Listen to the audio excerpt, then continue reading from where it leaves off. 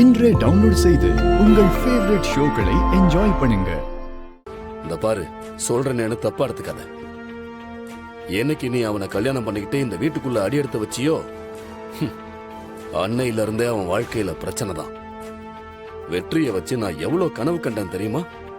மூத்தவன் கதிர் இருக்கும் போதே இளையவன் இவனதான் என்னுடைய அரசியல் வாரிசுன்னு சொன்னேன். அவனும் அந்த அளவுக்கு வளர்ந்துகிட்டு தான் இருந்தான். இன்னைக்கு கட்சியில எனக்கு அப்புறம் எம்எல்ஏவாகி அமைச்சராக வேண்டியவன். ஆனா ஜெயில ஒரு குற்றவாளியா உட்கார்ந்துகிட்டு இருக்கான். என்னால முடியலமா, ரொம்ப வலிக்குது.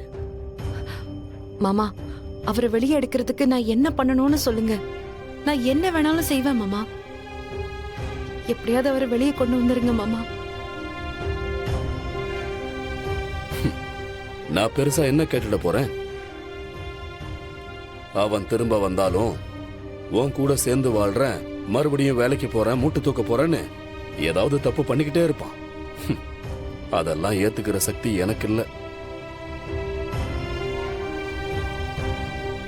நீ இங்க இருக்கிற வரைக்கும் அவனால சந்தோஷமா வாழ முடியாது.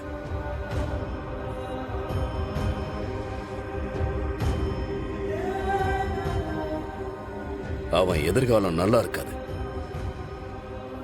அவன் வெளியில வரணும்னா உனக்கும் அவனுக்கும் எந்த சம்பந்தமும் இல்லைன்னு ஒரு அக்ரிமெண்டா எழுதி கையெழுத்த போட்டு கொடுத்துட்டு நீ கிளம்பிடு.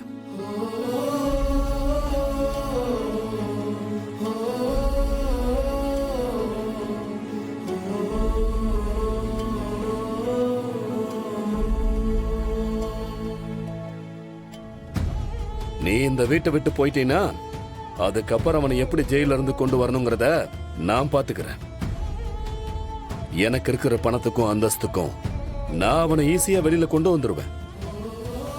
ஆனா நீ இந்த வீட்டுல இருக்க கூடாது.